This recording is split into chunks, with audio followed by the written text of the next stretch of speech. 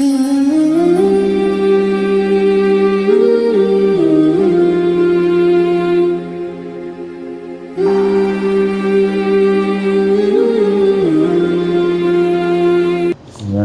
Allah melanjutkan yang kemarin. A'udzubillahi minasyaitonirrajim. Bismillahirrahmanirrahim.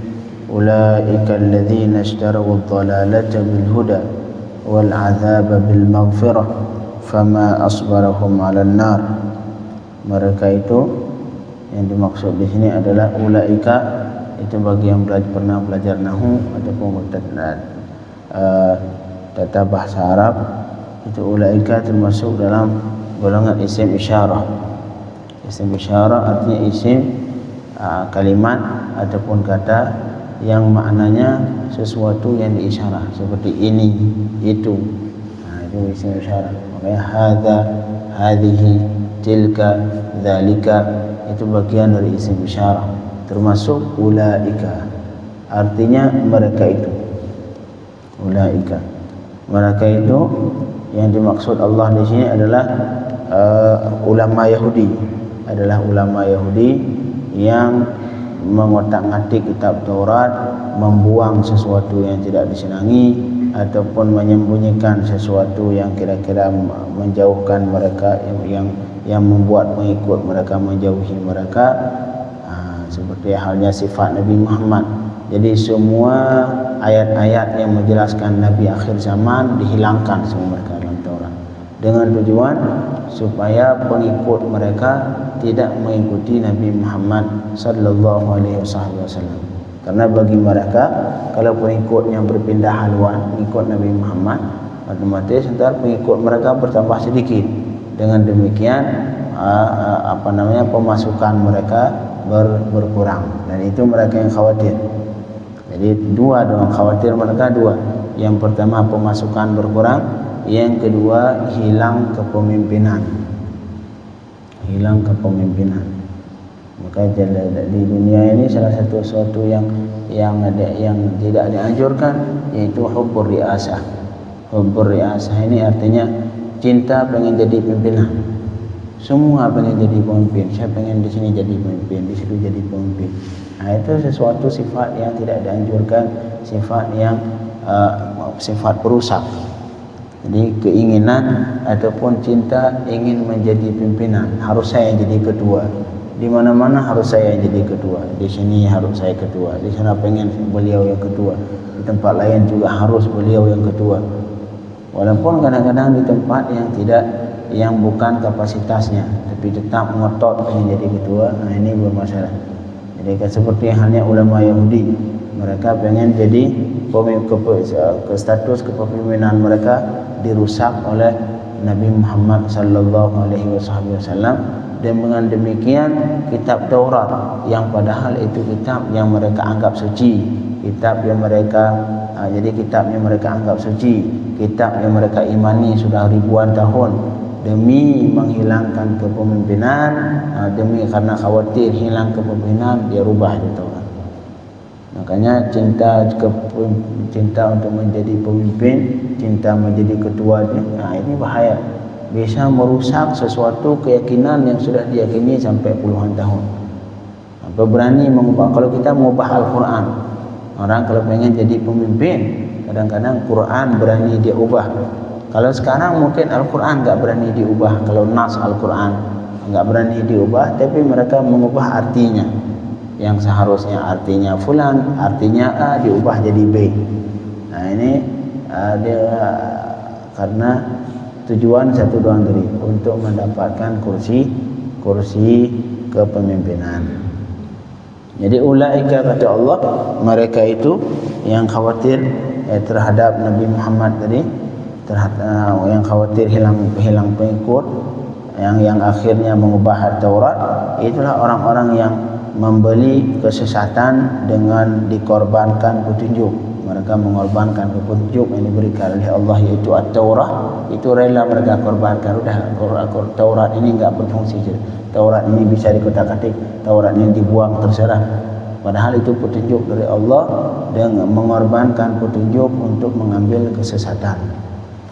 Kemudian wal adzab bil maghfirah, mereka membeli al-adzab dengan mengorbankan ampunan dari Allah, yang seharusnya kalau mereka tidak mengubah-ubah Taurat, tidak membuang isi Taurat, tapi mengajarkan Taurat yang seutuhnya, itu adalah pengampunan dari Allah, bakal mendapatkan ampunan di hari kiamat. Tapi mereka enggak mau, rela mengambil azab.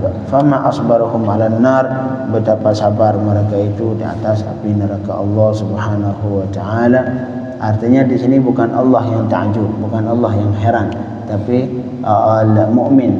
Sebenarnya fama asbaruhum, seolah-olah Allah mengatakan, wahai mukminun, wahai orang-orang yang beriman, silahkan kalian heran, silahkan kalian ta'jub, kagum, kok bisa itu orang kafir terlalu sabar dalam melakukan hal-hal yang menjerumuskan mereka ke api neraka.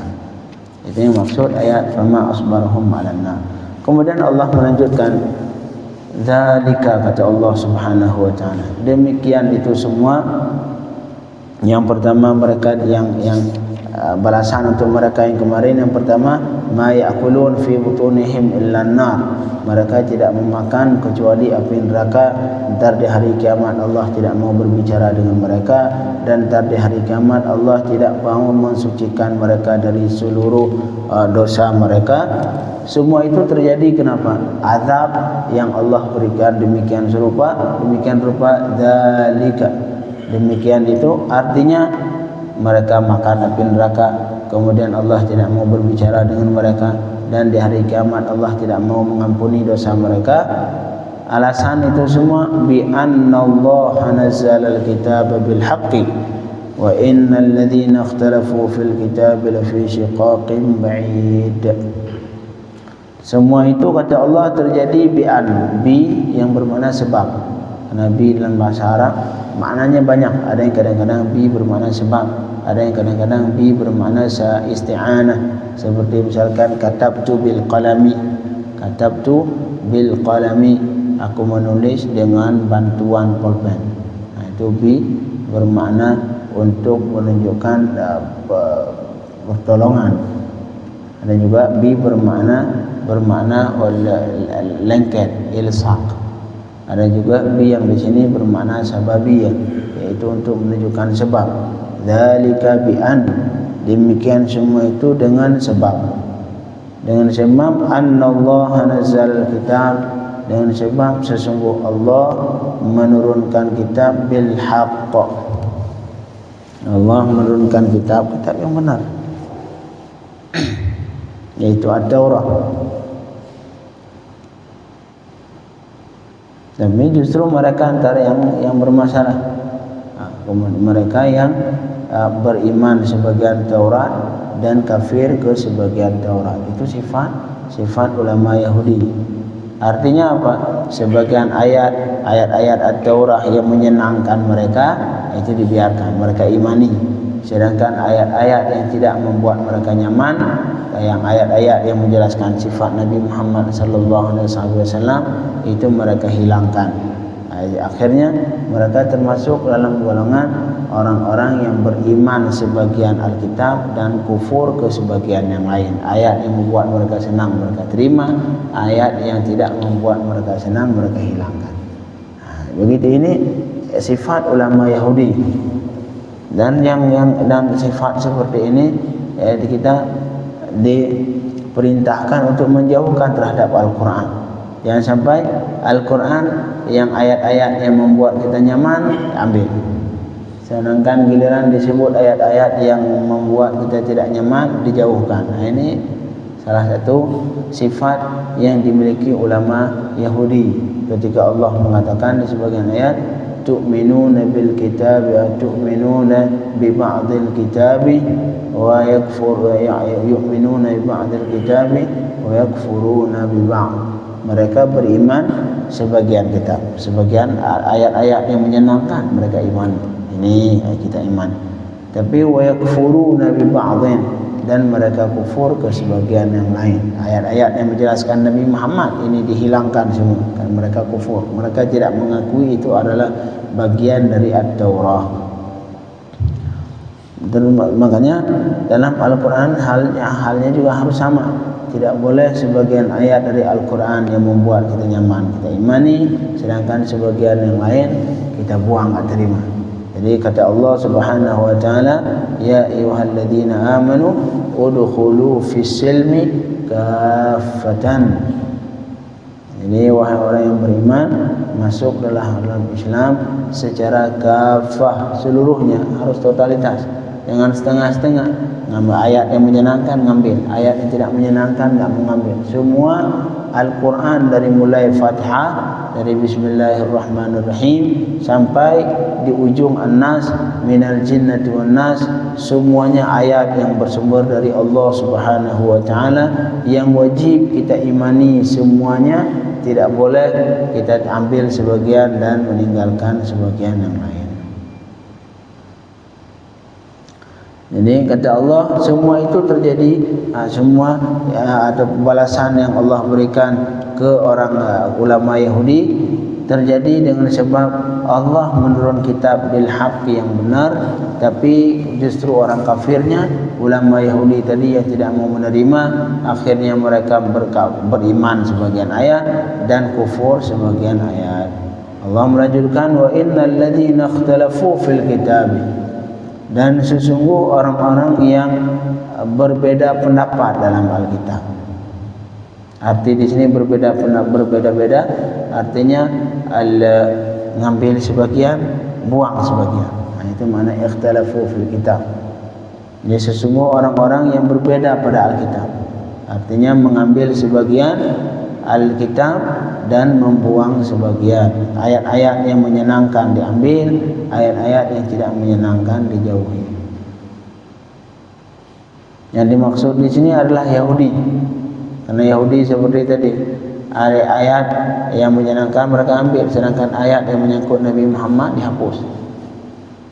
Yahudi. La fi shiqaqin ba'id. Dan sesungguh orang-orang yang terjadi khilaf tentang Alkitab, la fi shiqaqin ba'id, mereka itu terdapat dalam perbedaan yang jauh dari kebenaran. Artinya shiqaq artinya khilafin, mereka terdapat dalam jauh berbeda dari jauh. Shiqaqin ba'idin, sangat jauh, artinya jauh dari kebenaran. Ba'idin anil haqq. Semua orang yang terjadi yang khilaf tentang Alkitab, mereka itu semuanya terdapat dalam khilaf yang sangat jauh dari kebenaran. Mereka jauh berseberangan dari kebenaran. Itu orang-orang yang khilaf tentang Alkitab. Yahudi yang khilafnya karena mereka beriman sebagian, kufur sebagian. Wa innal ladzina ikhtalafu fil kitabi la fi shiqaqin ba'id. Makanya kita terhadap umat Islam tidak diperbolehkan beriman dengan sebagian Al-Quran dan kufur dengan sebagian Al-Quran. Malahan seseorang yang kufur dengan salah satu ayat dari Al-Quran, hukumnya dianggap murtad, keluar dari Islam. Keluar dari Islam apabila seseorang mengingkari salah satu ayat dari Al-Quran, kecuali bismillah di awal Fatihah. Karena di sini terjadi khilaf.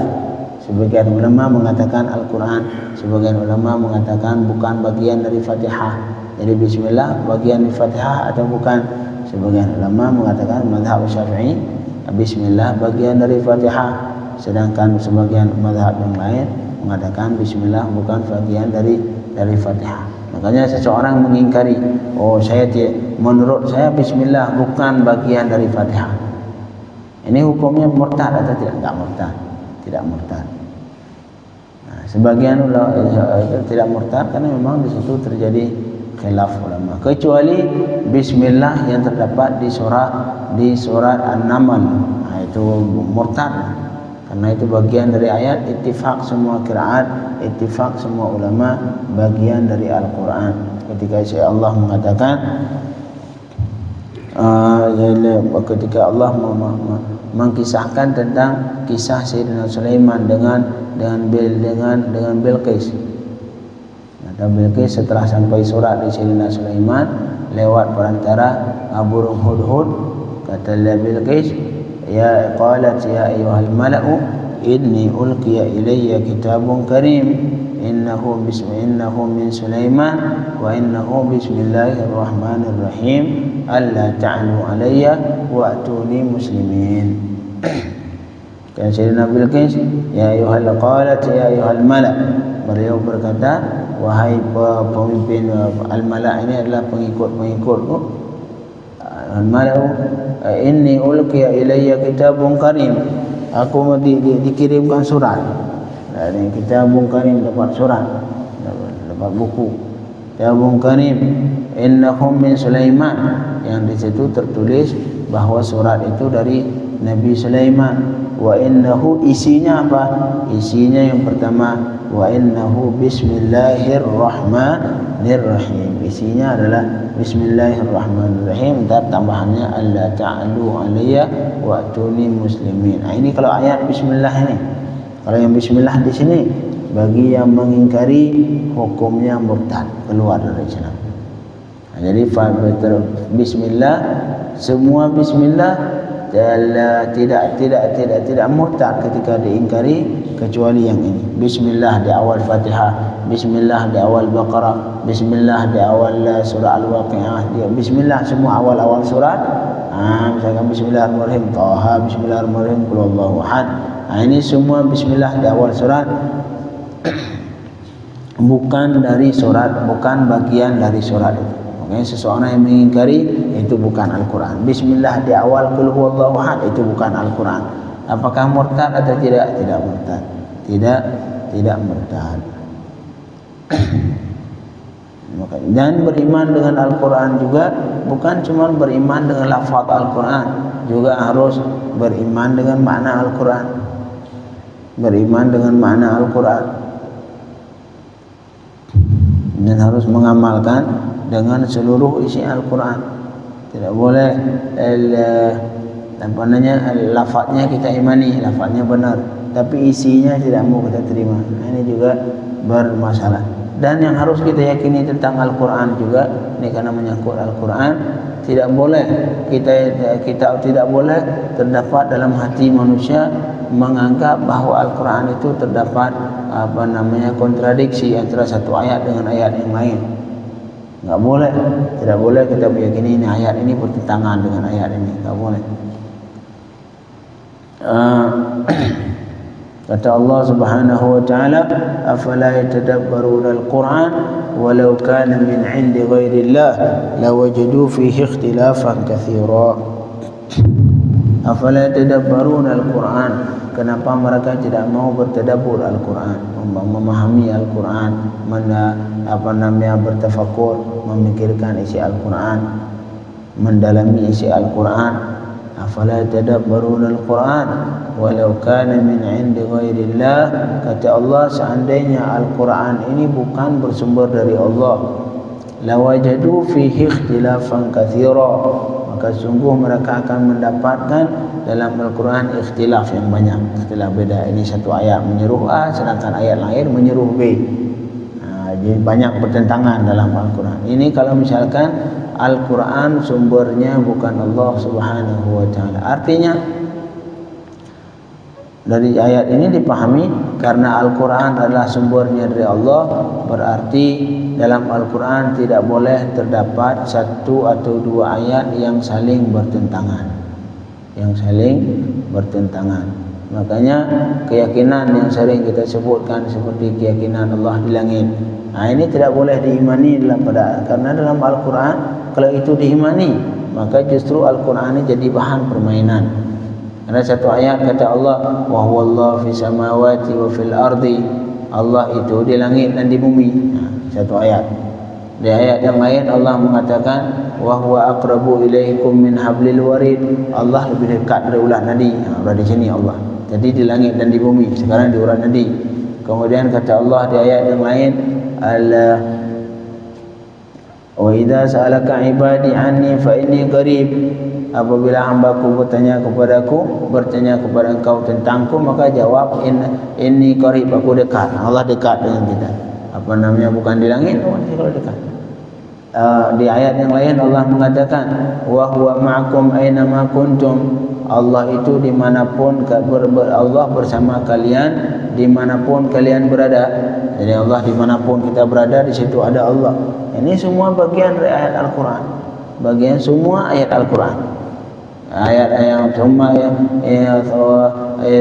Ar-Rahman istawa 'alal 'arsy, Ar-Rahman istawa 'alal 'arsy, Allah fastawa 'alal 'arsy, Allah di 'arsy. Itu juga bagian dari ayat Al-Quran. Jadi kalau kita imani secara zahir, zahir ayat kita ambil, maka justru yang terjadi dalam Al-Quran saling bertentangan satu dengan yang lain. Makanya solusinya yang pertama, tidak boleh kita imani dalam Al-Quran terjadi pertentangan seperti ini. Tak boleh dalam Al-Quran. Karena Allah mengatakan seperti tadi, kalau misalkan ini bukan sumbernya Allah, sungguh terjadi perpecahan, perbedaan dalam Al-Quran. Membuktikan karena Al-Quran ini bersumber dari Allah, berarti tidak boleh terjadi pertentangan antara satu ayat dengan ayat yang lain. Cuma ayat seperti tadi bagaimana? Satu Allah di langit, satu Allah di langit di bumi, satu Allah bersama kita, satu Allah lebih dekat dengan orang Nabi, satu Allah lebih dekat, sangat dekat dengan kita. Ini gimana solusinya? Secara zahir bertentangan. Makanya kata ulama, tidak ada ayat-ayat seperti ini tidak boleh dipahami secara zahir. Boleh dipahami zahir. Semua ayat seperti ini tidak boleh dipahami secara zahir. Wajib dipahami dengan benar seperti yang digarisbawahi oleh ulama. Dengan cara sebagian ulama mentakwil, sebagian ulama mentafwid kepada Allah Subhanahu wa taala. Yang semuanya sepakat mereka tidak mengartikan secara makna zahir. Karena kalau diartikan makna zahir justru bertentangan satu ayat dengan ayat yang lain, dan itu bertentangan dengan ayat Allah yang tadi, ya fala yatadabbaruna al-Qur'an walau kana min 'indi ghairillah lawajadu fihi ikhtilafan katsira. Itulah beberapa masalah yang beberapa poin ataupun hal yang harus kita imani, yang harus kita yakini tentang Al-Quran. Tidak boleh kita beriman sebagian ayat kemudian kita kufur dengan ayat yang tidak membuat kita nyaman dan senang. Allahumma ja'alna minal iman, Allahumma ja'alna minal mu'minina imanan sadiqan laysa ba'dahu kufur. Birahmatika ya arhamar rahimin. Wa sallallahu alaihi wasallam.